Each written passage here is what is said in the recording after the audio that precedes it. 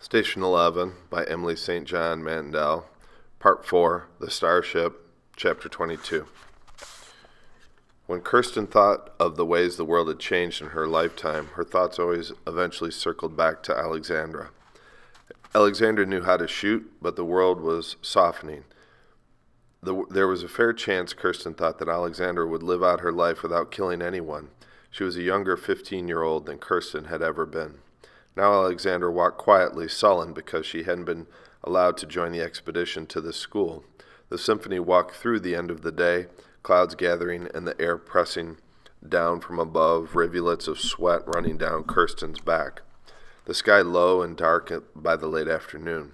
They were moving through a rural area, no driveways. Rusted-out cars here and there along the road, abandoned where they'd run out of gas, the caravans weaving carefully around them. Flashes of lightning and thunder, at first distant, then close.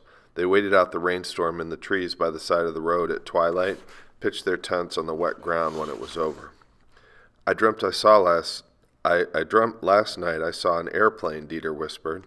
They were lying a few feet apart in the dark of his tent.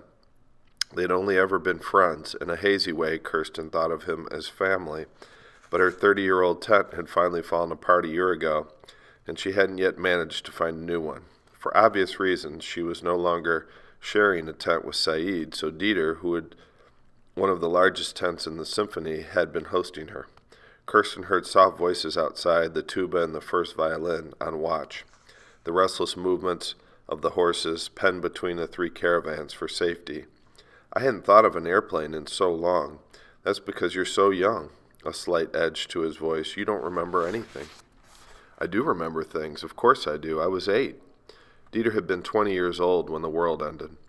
The main difference between Dieter and Kirsten was that Dieter remembered everything. She listened to him breathe. I used to watch for it, he said. I used to think about the countries on the other side of the ocean, wonder if any of them had somehow been spared. If I ever saw an airplane, what meant that? That meant that somewhere planes still took off. For a whole decade after the pandemic, I kept looking at the sky. Was it a good dream? In the dream, I was so happy, he whispered. I looked up, and there it was. The plane had finally come.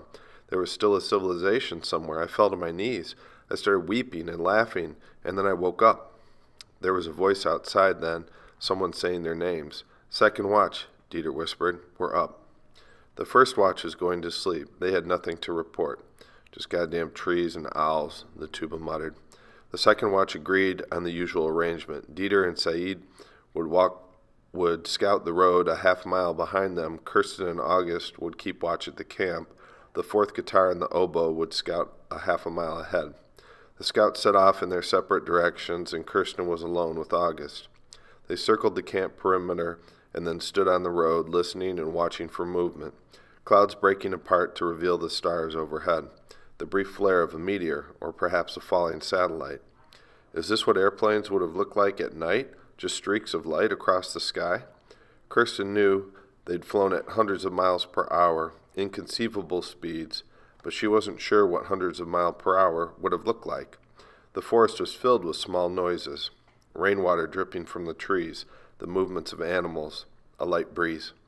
She didn't remember what airplanes had looked like in flight, but she did remember being inside one. The memory was sharper than most of her other memories from the time before, which she thought must mean that this had been very close to the end. She would have been 7 or 8 years old, and she'd gone to New York City with her mother, though she didn't remember why. She remembered flying back to Toronto at night, her mother drinking a glass of something with ice cubes that clinked and caught the light. She remembered the drink, but not her mother's face. She pressed her forehead to the window and saw clusters and pinpoints of light in the darkness, scattered constellations linked by roads or alone. The beauty of it, the loneliness, the thought of all those people living out their lives, each porch light marking another house, another family. Here on this road in the forest 2 decades later, clouds shifted to reveal the moon, and August glanced at her in the sudden light. Hair on the back of my neck standing up, he murmured. You think we're alone out here? I haven't heard anything. They made another slow circle of the camp. Barely audible voices from inside one or two of the tents, the sighs and soft movement of horses. They listened and watched, but the road was still. "These are times when I want to stop," August whispered. "You ever think about stopping?" "You mean not traveling anymore? You ever think about it? There's got to be a steadier life than this." "Sure, but in what life would I get to perform Shakespeare?" There was a sound just then, a disturbance passing over the surface of the night as quickly as a stone dropped into water. A cry, cut off abruptly. Had someone called out?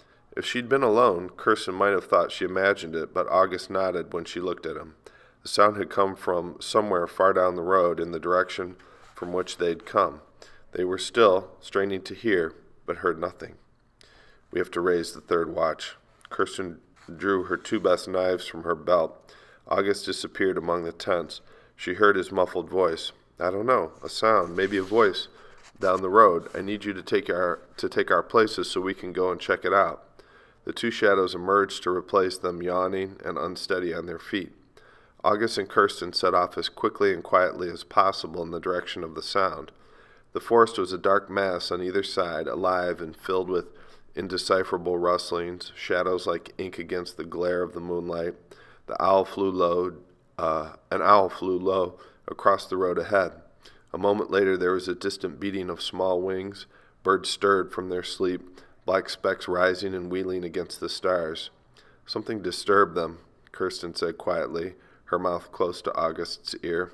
"The owl?" His voice as soft as hers. "I thought the owl was flying at a different angle, the birds more to the north. Let's wait."